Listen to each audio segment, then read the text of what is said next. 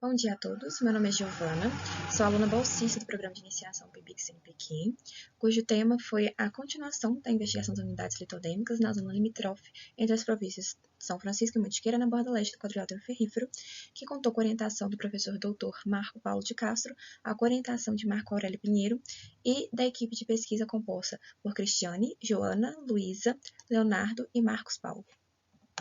Uma investigação geológica, além de identificar e caracterizar os tipos de rocha que ocorrem em determinada região, auxilia no entendimento dos processos de formação e deformação do local.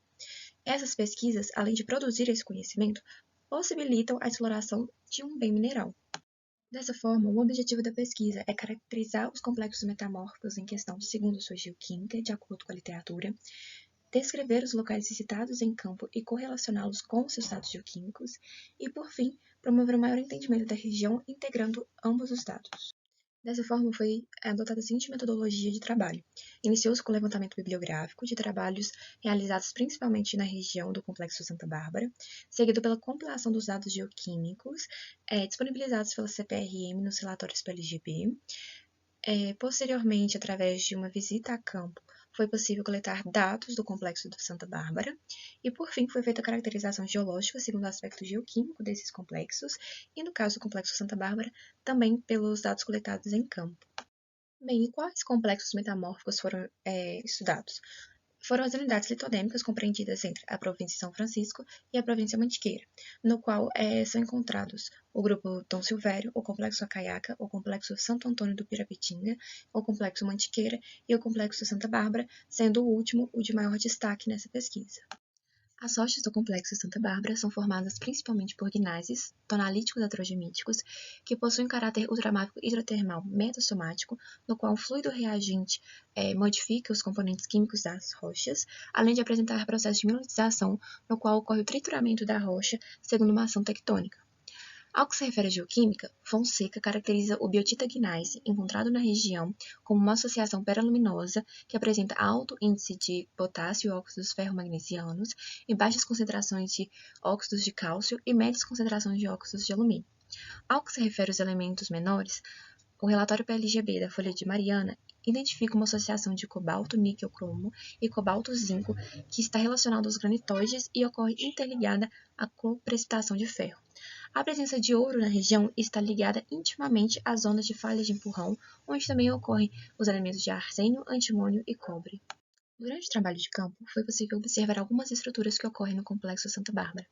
A primeira delas refere-se ao processo de migmatização, que pode ser vista na imagem em questão, no qual ocorre a fusão parcial da rocha, que é observada por essa região mais clara da imagem, que é composta por granulações de quartzo feldspáticas. A presença de microclina e anfibólio nessa rocha indicam que elas foram formadas na fase anfibolitos e seu grau metamórfico é médio. Observou-se também o contato das rochas gnáissicas do complexo Santa Bárbara com uma rocha ultramáfica, no caso o esteatito, rocha formada essencialmente por quartzo, o qual o contato entre as duas gerou uma nova rocha conhecida como cloritito. O esteatito promove magnésio e o gneiss promove sílica e alumínio ao sistema. Assim, a nova rocha formada é composta por talco, flogopita, Mg-clorita e clinoanfibólios degustados, que inferem que foram formadas a baixas pressões. Essa mesma associação mineral, no qual temos magnésio-clorita e clinoanfibólios, indicam que o cloritito foi formado por uma face anfibolito e seu grau metamórfico é médio. Em rochas de protólito belítico do complexo Santa Bárbara, observa-se a presença de ceurolita e granadas, as quais foram formadas por médio grau metamórfico e denotam também faces anfibolito, no entanto, inferiores.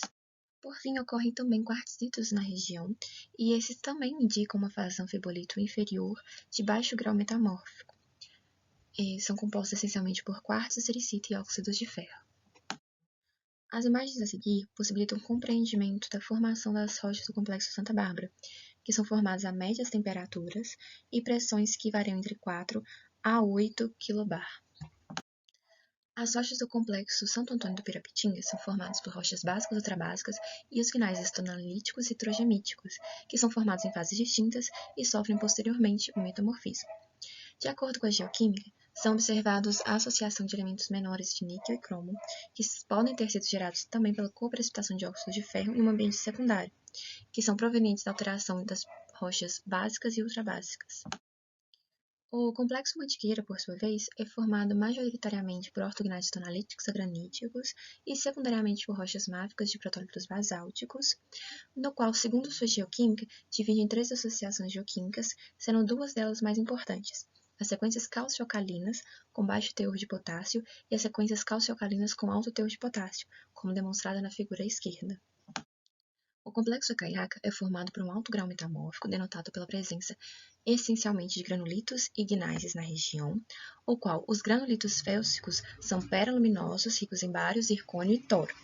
Já os granulitos aluminosos apresentam baixas concentrações de tório e cobalto e baixas também de níquel se comparados aos granulitos máficos, porém altas se comparadas aos granulitos félsicos. Por fim, o grupo Don't-Silvério é formado tanto por xistos quanto por quartzitos. A associação de talco, tremolita, clorita, xistos apresenta um elevado teor de cromo, níquel e óxido de magnésio. Já nos quartzitos, o alto índice de cromo deve-se à presença da fucsita. Dessa forma, é observado que cada complexo metamórfico possui formação em dada temperatura e pressão, denotados tanto pelo grau metamórfico quanto pelas faces metamórficas no qual está inserido. Também é observado que cada unidade litodêmica possui uma associação mineralógica diferente das demais, de modo que é proposto o uso do sensoriamento remoto para a individualização de cada uma delas, ou seja, através de imagens provenientes de satélites e das técnicas de sensoriamento remoto, é possível caracterizar cada região de acordo com o setor minerário, uma vez que cada mineral irá possuir uma reflectância diferente. Dessa forma, gostaria de agradecer tanto aos membros da equipe de pesquisa, que contribuíram para o seguinte estudo, como as entidades CNPq, CPRM, UFOP e APROP.